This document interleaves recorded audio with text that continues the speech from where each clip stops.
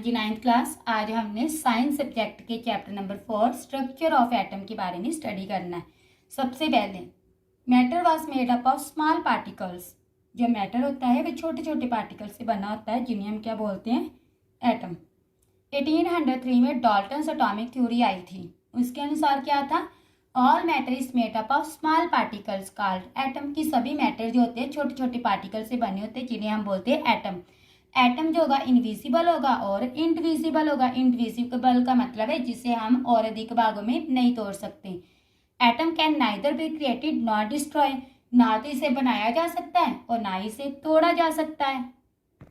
आगे है atoms of an element are alike in all respect. जो एटम के एलिमेंट होंगे वो क्या होंगे, एक दूसरे के बिल्कुल समान होंगे। जैसे ए में कितने होंगे, सभी स्मॉल लेटर के ए एटम्स होंगे। ये साइज शेप मास सिमिलर होगा इनका।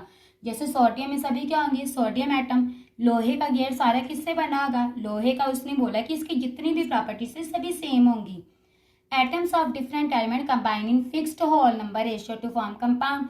जो एलिमेंट्स के जो एटम्स के एलिमेंट्स होते हैं वो अलग अलग, ठीक है, मिलके क्या बनाते हैं, कंपाउंड। जैसे कार्बन और ऑक्सीजन, ये दोनों मिलके क्या बना रहे, CO2 in the fix ratio means 1:2 में।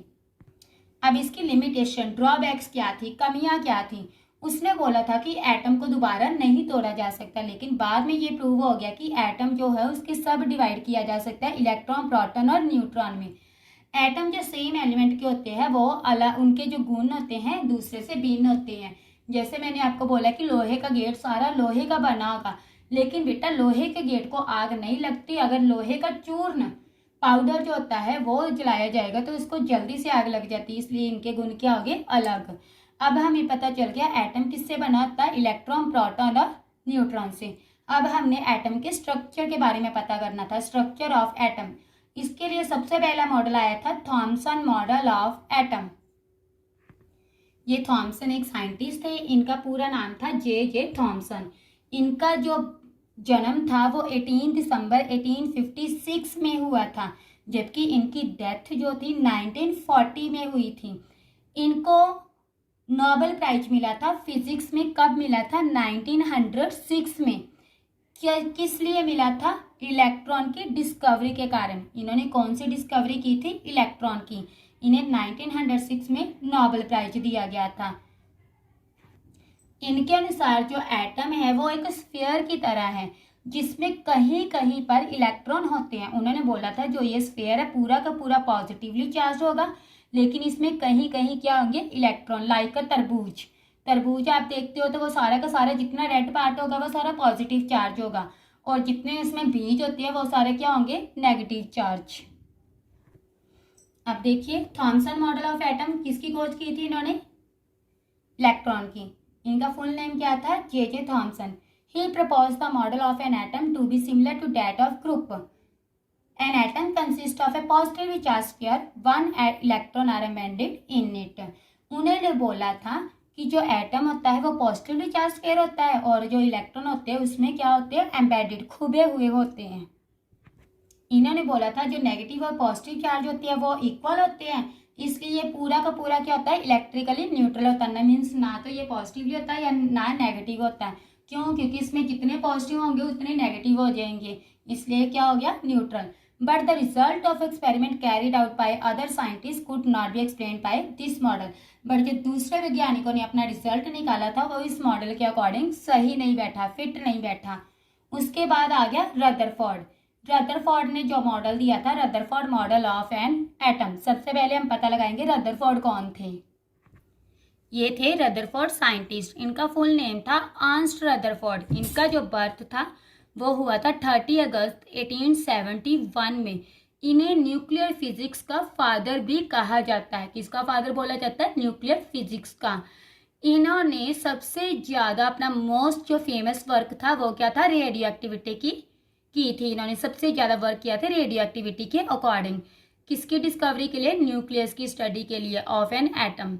इन्होंने अपने जो एक्सपेरिमेंट था किया था ये हमारे एटम के लिए, किस पे किया था, गोल्ड फॉइल पे, मीन्स गोल्ड की पतली शीट पे। इनको 1908 में केमिस्ट्री के अकॉर्डिंग नोबेल प्राइज मिला था, जबकि उनको थॉमसन को 1906 में फिजिक्स के अकॉर्डिंग उनको नोबेल प्राइज मिला था। इनको 1908 में नोबेल प्राइज मिला था केमिस्ट्री के लिए। इन्होंने जो अपना मॉडल दिया था एटम के लिए वो देखें। इनके अकॉर्डिंग ये जो है सर्कल, ये क्या थी, गोल्ड की एक पतली लेयर थी। इसमें अल्फा पार्टिकल्स काफ़ी ज़्यादा स्पीड से टकराए गए थे। इनमें से कुछ अल्फा पार्टिकल जो थे वो सीधे निकल जाते थे और कुछ इनको बिना टकराए हुए सीधे निकल गए और कुछ इनके न्यूक्लियस के साथ टकरा कर वापस आ जाते थे। इसकी हम बेस्ट उदाहरण ले सकते हैं। जैसे देखिए, हम जो छोटे छोटे कंकर होते हैं, अगर हम दीवार के साथ मारेंगे तो सारे के सारे कंकर दीवार के साथ टकराएंगे और वो साउंड भी प्रोड्यूस करेंगे। लेकिन अगर हम वायर की फेंसिंग के साथ, आपने देखा होगा बागों में क्या होता है, बागों के आसपास क्या होती है, लोहे की तारों की क्या की जाती है, क्यारी बनाई जाती है। लोहे की तारों के साथ उनको कवर किया जाता है ताकि कोई जानवर वगैरह आके उन बागों को खराब ना कर दे। ठीक है, बागों की या फूलों की बागबानी को खराब ना कर दे। अगर हम उन तारों को कंकर मारने की कोशिश करें तो हम देखेंगे कुछ ही कंकर उन तारों के साथ टकराते हैं, बाकी के सीधे निकल जाते हैं बिना उनको टकराए हुए। और कुछ जो हाई स्पीड से उनके साथ टकराएंगे वो कुछ उनमें से कुछ एक आधा ही वापस आएगा। ये इनके एक्सपेरिमेंट के अकॉर्डिंग था। आइए देखते हैं इन्होंने अपने एक्सपेरिमेंट के क्या कंक्लूजन निकाले। He selected a gold foil because he wanted as a thin layer as possible। क्योंकि उन्होंने गोल्ड फॉइल इसलिए चुनी क्योंकि वो पतली से पतली लेयर चाहते थे। जो गोल्ड फॉइल थी वो अबाउट 1000 एटम्स के अकॉर्डिंग थिक थी। अल्फा पार्टिकल्स जो थे डबली चार्ज हीलियम आयंस थे जिनका मास कितना था 4 ग्राम के according. It was expected that alpha particles would be reflected by subatomic particles in the gold atom. कहता है ये बहुत ही ज़्यादा हैरानीजनक बात थी कि कुछ इसमें से अल्फा पार्टिकल जो थे गोल्ड पार्टिकल्स गोल्ड एटम के साथ टकराकर वापिस आ रहे थे। Since alpha particles were much heavier than the proton, alpha particle जो थे वो प्रोटॉन से ज़्यादा हैवी थे, इसलिए इनसे डिफ्लेक्शन की कोई ज़्यादा आस नहीं थी। बट अल्फा स्कैटरिंग एक्सपेरिमेंट में टोटली जितना भी उन्होंने एक्सपेक्टेशन उससे की थी उसके बिल्कुल ऑपोजिट रिजल्ट मिला। क्या मिला? Most of fast moving alpha particles pass straight through gold foil. ज़्यादातर जो अल्फा पार्टिकल्स थे वो बिल्कुल सीधा निकल के गोल्ड फॉइल से। कुछ जो इसमें अल्फा पार्टिकल थे वो डिफ्लेक्ट होकर फॉइल के साथ छोटे एंगल बना के वापिस आ जाते थे। Out of every 12,000 particles, 12,000 particles में से कुछ एक आधा ही था जो वापिस आ रहा था। रदरफोर्ड ने अपने एक्सपेरिमेंट से क्या कंक्लूजन निकाला? फर्स्ट उन्होंने क्या बोला? Most of the space inside the atom is empty. उन्होंने बोला कि उसके एटम में जितनी स्पेस है वो क्या एम्प्टी है, इसलिए अल्फा पार्टिकल जो है पास हो जाती है through gold foil without getting deflected, पीछे मिले हुए बिना। Very few particles were deflected from their path. बहुत कम पार्टिकल्स जो थे वो अपने रास्ते से डिफ्लेक्ट होते थे, indicating that positive charge of atom occupy very little space. Rutherford ने एक्सप्लेन किया structure according to following feature. उसने निम्नलिखित अकॉर्डिंग अपना स्ट्रक्चर एक्सप्लेन कर दिया। There is a positively charge centre in an atom called nucleus. इसने बोला कि एटम के सेंटर में पॉजिटिव चार्ज होता है जिसे हम बोलते हैं nucleus. The electron revolve around the nucleus in circular path. जो इलेक्ट्रॉन है वो न्यूक्लियस के आसपास सर्कुलर पाथ में मूव करते हैं। The size of the nucleus is very small as compare to size of atom. जो न्यूक्लियस का साइज है वो काफ़ी छोटा होगा एटम के साइज से। ड्रॉबैक, इसकी कमियां क्या थी? कि the revolution of electron in circular orbit is not expected to be stable.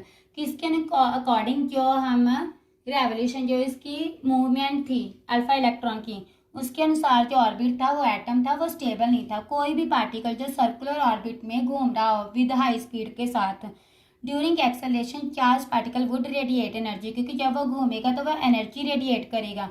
थर्स revolving electron would loss energy, इसलिए जो घूम रहा इलेक्ट्रॉन है वो अपनी एनर्जी लॉस कर देता है। जैसे देखिए हम 5-6 चक्कर लगाएंगे तो हमारी जो एनर्जी लॉस हो जाती है, हमारी स्पीड कम हो जाएगी।